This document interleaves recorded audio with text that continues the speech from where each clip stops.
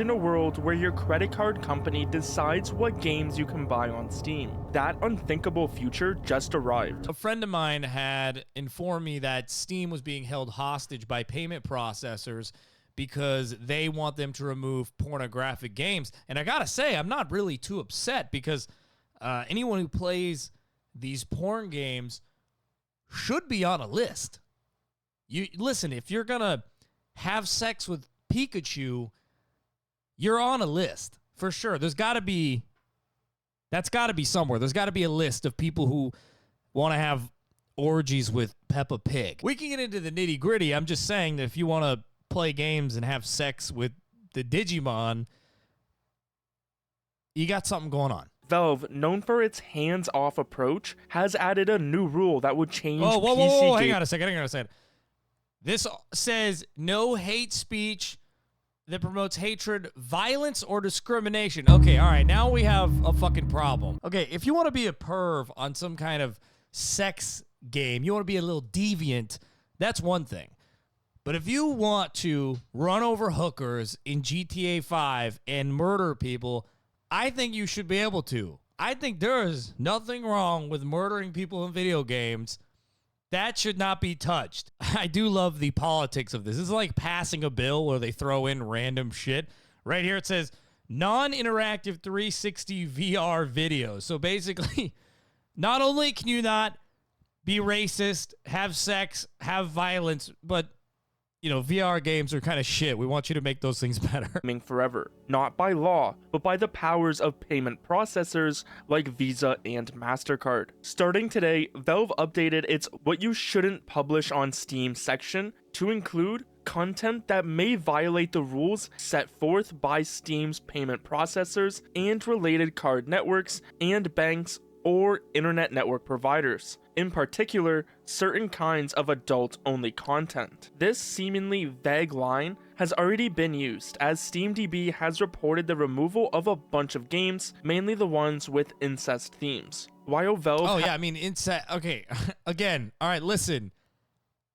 I am not putting up a wall against incest, all right? But we should be able to kill people. Hasn't explicitly named the names of the reason for this happening, unconfirmed reports and industry patterns strongly point to major players like PayPal, Visa, and MasterCard, the most popular payment methods on Steam. There were even unconfirmed rumors about PayPal's temporary unavailability on Steam pointing to this, but I couldn't find anything that confirmed this was directly tied to PayPal. One group, Collective Who owns PayPal? There's no way this is the Jews. I know that people are going to say that. They're going to say it's the Jews, but they want the shekel. It can't be the Jews.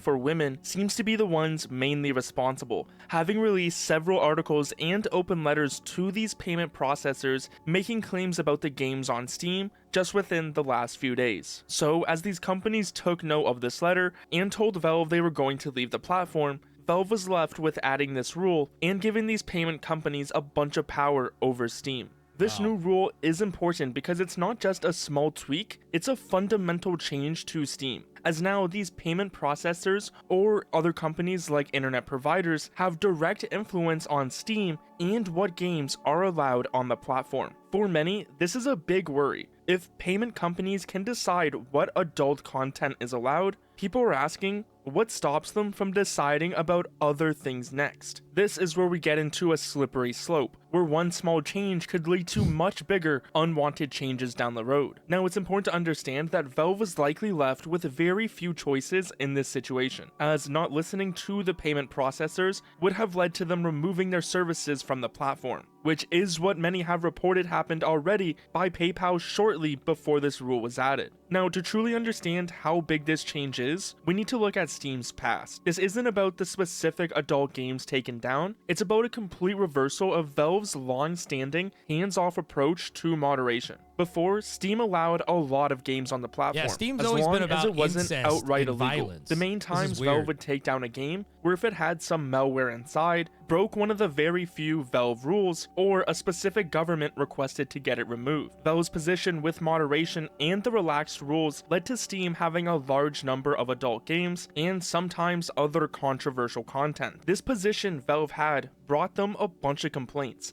In 2018, Steam faced criticism for a hate group problem due to lax enforcement against hate speech. Now, this wasn't a game, but it shows how Valve generally handled moderating across the entire platform. In December 2022, US Senator Maggie Hassan even questioned Valve's efforts regarding Nazism, white supremacy, and misogyny on the platform. Oh, that's the problem right there. You need more trans people in games. Honestly, I really do think that every character in a game should be gay. In late 2024, ADO made a report about how Steam had an extremism and anti-Semitism problem, which led to another US Senator, Mark Jews. Warner, asking Valve to do something or face further scrutiny by the US government. But Valve usually just ignored these complaints and requests for stronger moderation. As long as nothing was outright illegal or broke their existing rules, they generally wouldn't intervene with the content on their platform. So now, payment processors are no longer just handling your transactions, they're becoming content gatekeepers with massive power over what can be bought and sold online. The thing is, this isn't just a Steam issue, this is happening all over, showing a clear pattern. We've seen major hits in Japan's anime and manga market. For example, platforms like Soruga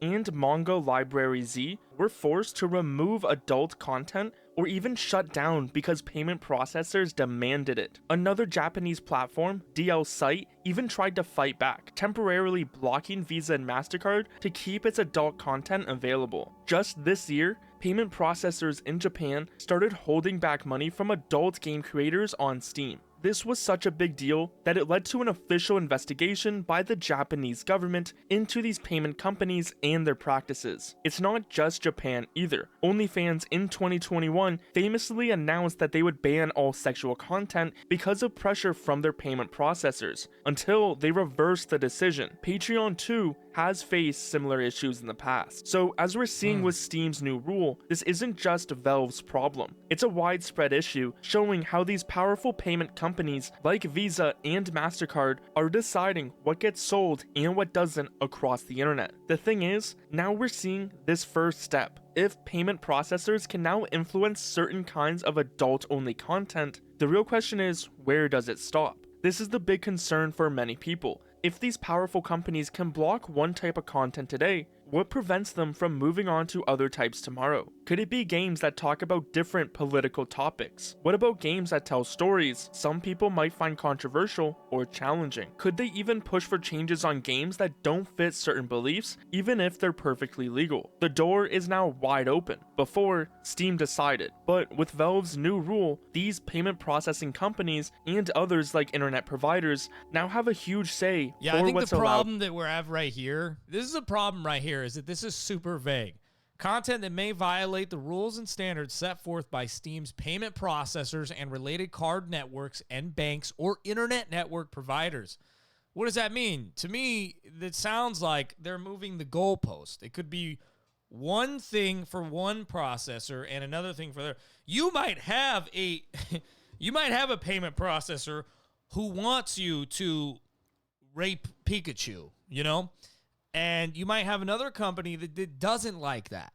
So now you can't purchase any games. And I do think this is a problem. I didn't realize this was such an issue with OnlyFans and Patreon. I had never heard about it.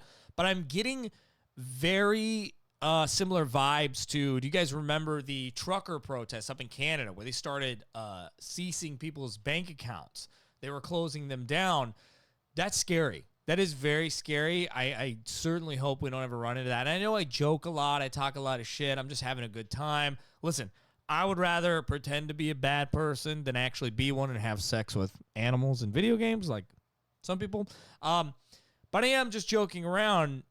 This is pretty serious, though. That is very scary. Imagine going to the grocery store and you can't buy groceries because your payment processor doesn't like Whole Foods. I mean, you know, Whole Foods really isn't that great. It's not all it's cracked out to be. Decided. But with Valve's new rule, these payment processing companies and others like internet providers now have a huge say for what's allowed on Steam. This means they could in the future decide what games you buy, not based on laws, but on their rules. This is a big deal because it takes away control from Valve and gives it to these companies whose main job isn't about games or art, but about money and transaction. Now, I've already seen a few different suggestions from different Steam users, including exploring different payment options, like maybe crypto, or even the possibility of Valve developing its own payment system. Think of a Valve Pay to get around these restrictions entirely. Valve's new rule, which is directly influenced by powerful payment processors, card companies, banks, and internet providers, marks a big moment for the platform. What do you think Valve should do? Should payment processors have this much power? Okay.